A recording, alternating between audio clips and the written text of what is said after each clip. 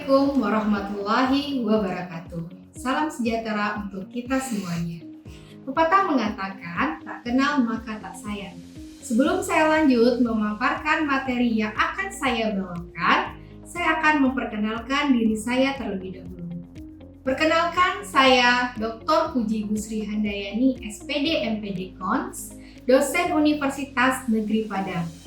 Home base pada Departemen Bimbingan dan Konseling Fakultas Ilmu Pendidikan Universitas Negeri Padang. Video ini dibuat untuk memenuhi salah satu syarat sertifikasi dosen tahun 2024, yaitu pernyataan diri dosen unjuk kerja Tridharma Perguruan Tinggi atau PDD UKTPT khususnya pada aspek pengajaran. Menjadi dosen di Departemen BK UNP, saya mengampu beberapa mata kuliah, baik di semester gasal maupun semester genap. Pada kesempatan ini, saya akan menjelaskan salah satu mata kuliah yang saya ampu, yaitu mata kuliah Pendekatan Konseling Kontemporer. Mata kuliah ini memiliki bobot SKS 3 SKS dengan kode mata kuliah BDK 616201. Mata kuliah pendekatan kontemporer merupakan salah satu mata kuliah Body of Knowledge Departemen Bimbingan dan Konseling. Oleh karena itu, mata kuliah ini wajib diikuti oleh semua mahasiswa Bimbingan dan Konseling Fakultas Ilmu Pendidikan Universitas Negeri Padang, khususnya pada semester 6. Tujuan dari mata kuliah ini adalah menyiapkan mahasiswa agar mampu menganalisis masalah-masalah yang dialami oleh klien dari berbagai sudut pandang pendekatan konseling kontemporer atau disebut juga dengan konseling postmodern. Juga sebagai landasan dalam penggunaan teknik konseling dari berbagai jenis model teori konseling postmodern dalam melakukan konseling perorangan maupun konseling kelompok. Capaian pembelajaran program studi atau CPL Prodi diantaranya: yang pertama, bekerja sama dan memiliki kepekaan sosial serta kepedulian terhadap masyarakat dan lingkungan. Yang kedua, menunjukkan sikap bertanggung jawab atas pekerjaan di bidang keahlian secara mandiri. Yang ketiga, menguasai konsep teoritis tentang bimbingan dan konseling, pendidikan, psikologi, sosiologi, sosial budaya, dan antropologi. Yang keempat, mampu menerapkan pemikiran logis, kritis, sistematis, dan inovatif dalam konteks pengembangan atau implementasi ilmu pengetahuan dan teknologi yang memperhatikan dan menerapkan nilai humaniora sesuai dengan bidang keahlian. Yang kelima, mampu mengambil keputusan secara tepat dalam konteks penyelesaian masalah di bidang keahlian berdasarkan hasil analisis dan informasi data. Selanjutnya, mampu melaksanakan konseling individual dan kelompok dalam menggunakan pendekatan humanistik, behavioristik, kognitif, postmodern, dan integratif berdasarkan diagnosis dan prognosis terhadap masalah yang dihadapi sasaran layanan yang disesuaikan dengan perkembangan dan problematik sasaran layanan dengan memperhatikan kondisi lingkungan dan budaya.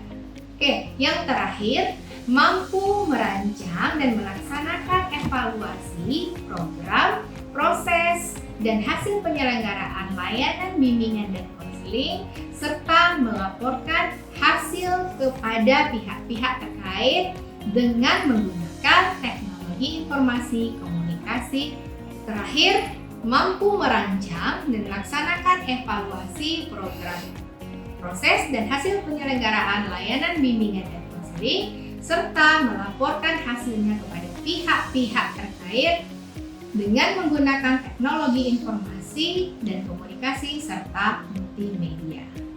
Sedangkan capaian pembelajaran mata kuliah atau CPMK setelah lulus dari perkuliahan pendekatan konseling kontemporer adalah mahasiswa mampu menganalisis 5 jenis teknik konseling kontemporer dan menggunakan konseling kontemporer dari berbagai jenis teknik, yaitu yang pertama teknik desensitisasi, yang kedua konseling ekspresif art terapi, yang ketiga konseling ekspresif play terapi, yang keempat konseling impact, dan yang kelima konseling ringkas berfokus solusi.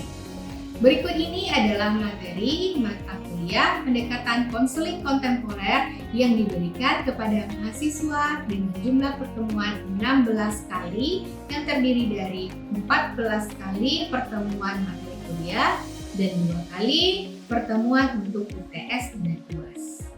Materi pembelajarannya yaitu yang pertama, urgensi teori dan pendekatan konseling kontemporer bagi konselor. Yang kedua, konsep teknik desensitisasi.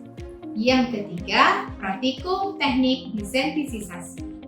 Yang keempat, konsep teknik konseling ekspresif art terapi. Yang kelima, praktikum teknik konseling ekspresif art terapi. Yang keenam, konsep teknik play terapi yang merupakan bagian dari ekspresif art terapi. Yang ketujuh, praktikum teknik play terapi yang merupakan bagian dari ekspresif terapi. Yang kedelapan, konsep konseling impact. Yang kesembilan, praktikum konseling impact. 10. Konsep konseling ringkas berfokus solusi. Ke-11, praktikum konseling ringkas berfokus solusi. 12. Menciptakan video konseling teknik konseling desensitisasi. Yang ke-13, menciptakan video konseling teknik konseling ekspresif art terapi. Yang ke-14, menciptakan video konseling teknik konseling play terapi. Yang ke-15, menciptakan video konseling teknik konseling impact. Yang ke-16, menciptakan video konseling teknik konseling ringkas berfokus solusi. Metode pembelajaran yang saya terapkan adalah ceramah, presentasi, diskusi kelompok, praktikum, modeling. Selain itu, saya juga menerapkan student-centered learning, di mana pada seluruh proses pembelajaran, mahasiswa menjadi pusat pembelajaran. Saya juga menerapkan pembelajaran secara DIA, yaitu Delivery, Interaction, dan Assessment. Iklim belajar yang saya terapkan dalam pembelajaran adalah interaktif, efektif, enjoy, atau disebut juga dengan interactive learning dan enjoy learning, di mana interaksi antara dosen dan mahasiswa dilaksanakan dengan komunikasi yang ilmiah, dengan suasana yang hangat, berbobot, dalam suasana yang efektif, kondusif, dan menyenangkan. Untuk mendukung penyampaian materi, saya selalu mempersiapkan bahan ajar, PowerPoint, media pembelajaran, dan pendukung lainnya. Untuk menyampaikan materi perkuliahan, saya menggunakan referensi diantaranya sebagai berikut, yaitu buku kreatif Art Counseling karya Samuel Pegledi. Yang kedua, buku individual counseling and therapy skill dan teknik karyanya Chen dan Giflit. Yang ketiga, buku handbook of play therapy karyanya Alkomen dan teman-temannya. Dan keempat, buku Munro, yaitu konseling merupakan suatu pendekatan. Yang kelima, yaitu buku Syahniar, yaitu bahan ajar konseling kontemporer. Dan banyak buku dan referensi dari artikel jurnal lainnya, baik itu artikel nasional maupun internasional. Pemberian nilai mata kuliah ini didasarkan atas beberapa aspek berikut ini. Yang pertama, hasil ujian tengah semester diberikan bobot 15%. Yang kedua, hasil ujian UAS diberikan bobot 20%. Yang ketiga, nilai tugas itu diberikan bobot sebanyak 5%. Yang keempat, partisipasi aktif mahasiswa diberikan bobot 5%. Kelima, praktikum di dalam kelas dengan bobot penilaian 20%. Terakhir, produk atau proyek berupa video dengan bobot 35%. Berikut saya lampirkan video pembelajaran mata kuliah pendekatan konseling kontemporer. Selamat menyaksikan. Terima kasih. Kita berdoa terlebih dahulu, ya. Oke, berdoa menurut kepercayaan masing-masing dimulai.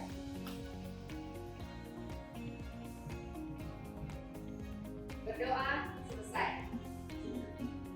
Oke, baik saudara sekalian, seperti yang sudah ada di PPT ya, di layar, materi kita hari ini adalah tentang expressive art therapy. Oke, pada hari ini adalah minggu keempat kita dari mata kuliah pendekatan konseling kontemporer. Oke, siap untuk menerima pembelajaran hari ini? Siap. Oke, kita lanjutkan ya. Oke, ya. Baik saudara sekalian, silakan semuanya melakukan absensi di e-learning sekarang juga.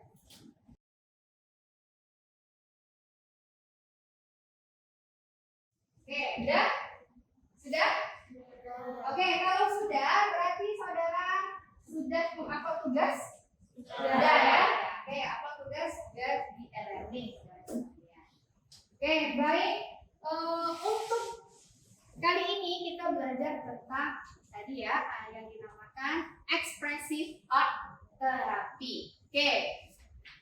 Namun tujuan untuk belajar expressive art therapy itu untuk apa? Oke, ya. Ini adalah capaiannya adalah mahasiswa mampu menganalisis konsep dan dengan menggunakan konseling expressive art therapy dengan berbagai aspek dan jenisnya. Jadi saudara nanti mampu menganalisis bahwa permasalahan ini, ini terapi ekspresif yang tepat dan mampu menggunakannya. Ini tujuan dari perkuliahan materi kita hari ini ya. Kemudian buku yang bisa saudara download ini ya, Creative Art, sudah di-download ya? Sudah. Oke, dan juga ada punyanya Carmen sama-sama expressive art therapy. Ya, kalau belum ada yang belum, nah ini silakan download di sini. Oke, kemudian kita juga menggunakan artikel-artikel jurnal terkait dengan materi kita hari ini. Oke, sampai di sini ada pertanyaan? Tidak? Oke, kita lanjut ya. Oke, siapa yang tahu bahasa Indonesia expressive art therapy? Oke, silakan. Namanya siapa? Zilfa. Oh, Zilfa, silakan Zilfa. Apa itu? Mengekspresikan diri melalui seni. Ya, terapi mengekspresikan diri melalui seni. Art itu kan seni ya. Jadi seni ini bisa mulai kita gunakan untuk sebagai alat terapi. Jadi ada namanya expressive art therapy. Kemudian, ini saudara ya untuk introduction-nya. Jadi expressive art therapy, dia selalu kita masukkan artnya ya, seni. Jadi kalau expressive therapy beda lagi, tapi kalau expressive art therapy kita selalu kita bawakan itu akan berbeda makna.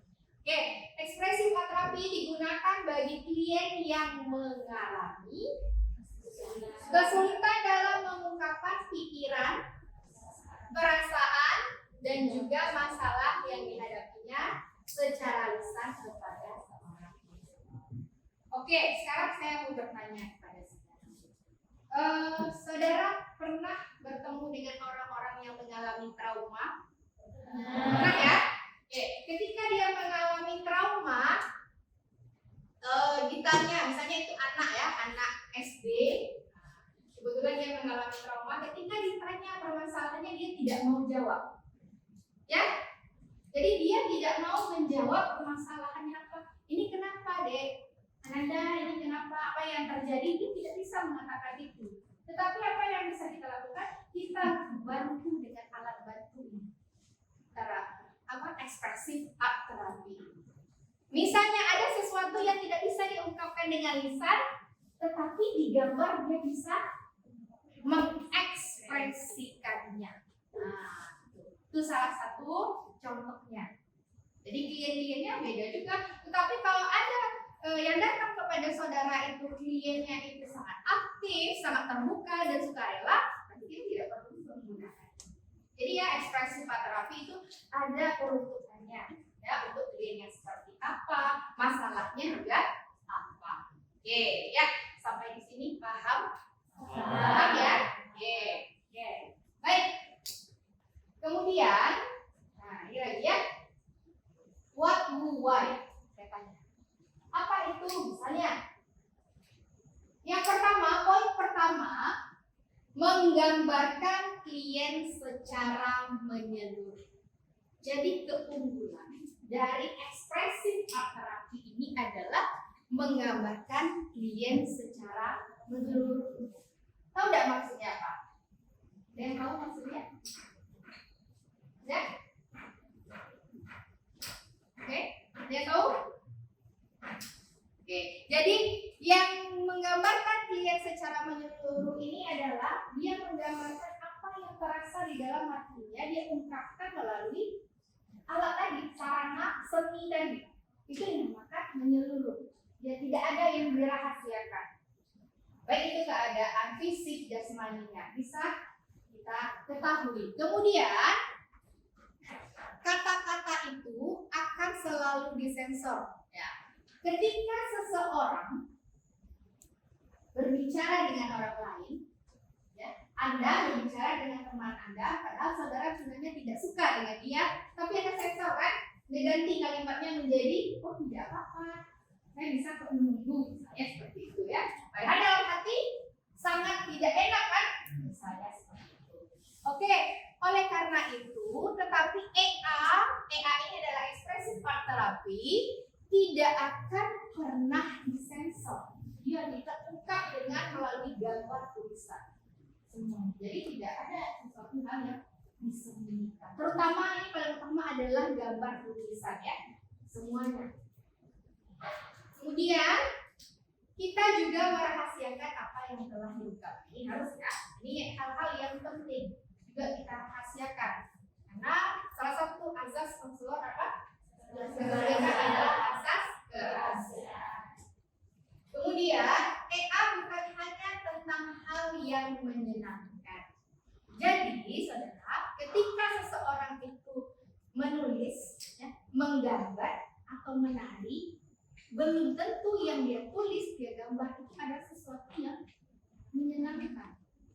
Oh, gambar misalnya sesuatu hal yang paling dia senangi misalnya, dia gambarlah lukisan misalnya piano dan lain-lain. Tetapi di balik itu bisa saja hal yang belum tentu yang paling dia senangi. Jadi gambar-gambar atau tulisan itu adalah merupakan salah satu hal inti dari permasalahan. Ya kan ya, bukan sesuatu yang dia senangi saja, tetapi ada sesuatu yang tidak dia senangi. Kemudian klien trauma yang tidak bisa mengungkapkannya lewat kata-kata. Ini yang sudah saya jelaskan tadi ya. Jadi EA atau ekspresif art terapi ini kita gunakan kepada klien yang tidak bisa mengungkapkannya lewat kata-kata. Oke, baik, sampai di sini ada pertanyaan? Ada yang mau tanya? Oke, ada. Oke, kita lanjut ya. Baik. Oke, tujuan. Ya, tujuan dari konseling ekspresif art terapi apa? Oh, sudah ada di sini ya. Oke ya. Sebagai sarana, alat bantu, dan fasilitas. Oke, baik saudara sekalian, tadi kita sudah tahu tujuannya.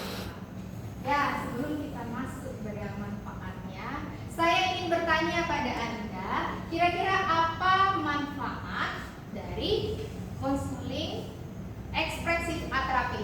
Siapa yang ingin berpendapat? Oke, silakan Ina. Saya Siti Sanjaya Sakina. Oke.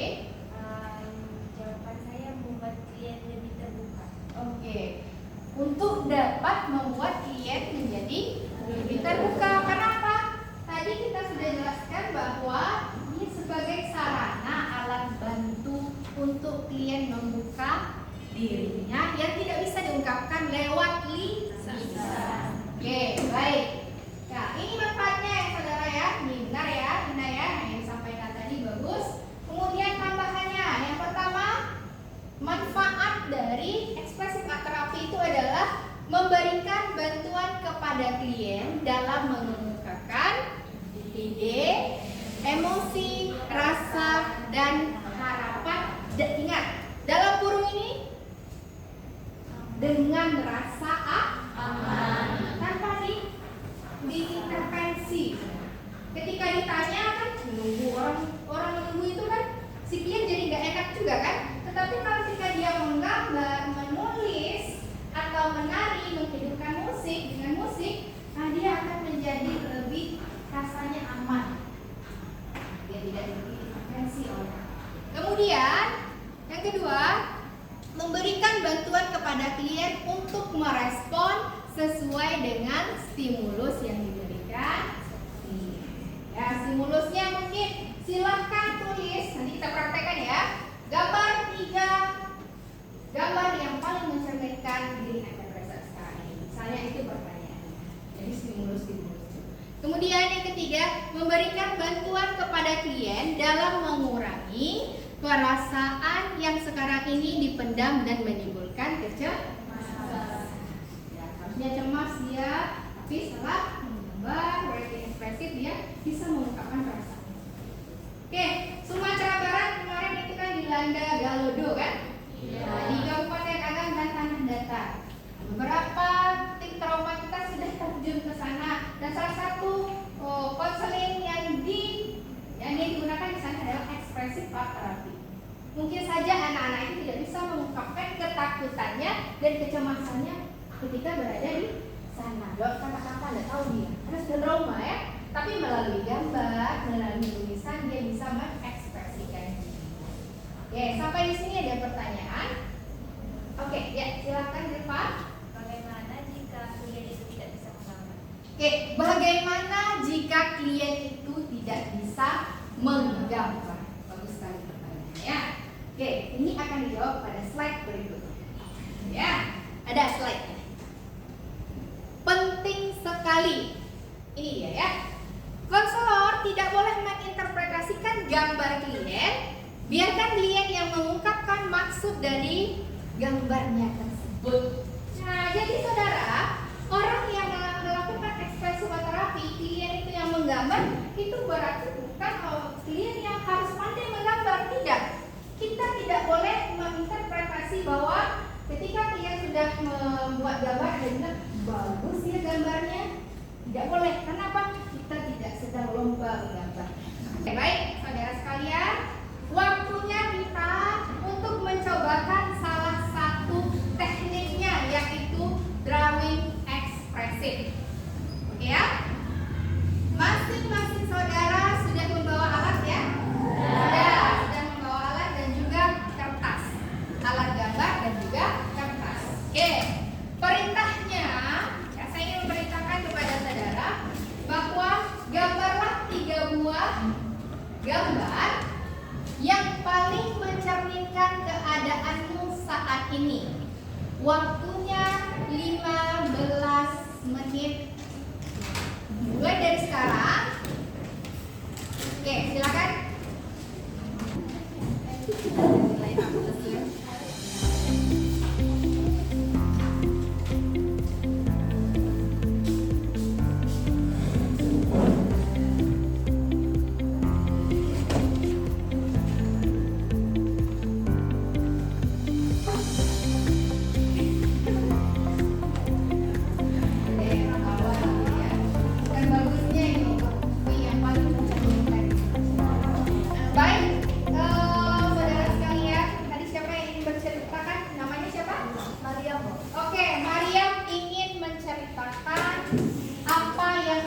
Dia gambar.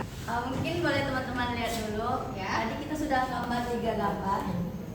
Jadi di sini yang pertama itu sebenarnya ini tuh kepala yang dipenuhi rambut gitu. Ini tuh rambut.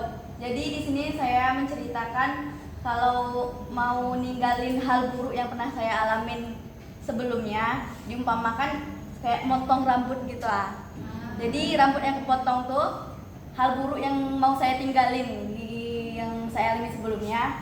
Terus gambar yang satu lagi itu gambar kupu-kupu dari kejadian buruk yang pernah saya alami. di sini saya nemuin suasana baru, suasana yang lebih indah, yang lebih hangat gitu. Terus selain perasaan yang baru yang saya temukan itu, ada lagi saya dikelilingi sama teman-teman yang bener-bener klop gitu, bener-bener kayak ngerangkul, bener-bener mereka tuh Besti. iya gitu lah. Jadi itu yang dapat saya ceritakan dari gambar yang saya bikin. Oke ya. Jadi saudara, ini kita kan akan tulis ya. Kita tidak menilai bagus atau tidaknya, tapi makna di balik itu. Setelah ada Mariam, silakan siapa yang ingin satu orang lagi ya menceritakan apa yang sudah dia gambar. Silakan. Oke, Maulana silakan maju ke depan Maulana. Oke, semuanya perhatikan ke depan ya. Apa yang akan diceritakan oleh Maulana dan apa yang sudah dia gambar. Pertanyaan saya sebagai konselor adalah apa sekiranya yang ingin Anda ceritakan tentang gambar yang telah Anda buat? Silakan dijawab. Di sini saya sudah membuat 3 gambar yang abstrak. Abstrak. Ya, abstrak. Yang mana di sini saya menggambar coret-coret seperti itu, seperti melambangkan panas gitu. Yang mana cuaca di Padang ini pertama kali datang mengeluh gitu. Kadang panasnya itu membuat kadang alergi gitu. Saya soalnya alergi cuaca yang terlalu cepat perubahannya. Lalu di sini ada seperti gambar es gitu, es. Jadi terlalu dingin pun saya juga nggak bisa. Terus ini ada apa namanya? Not apa namanya? Musik gitu. Yang itu membuat saya make feel better untuk menjalani hari-hari.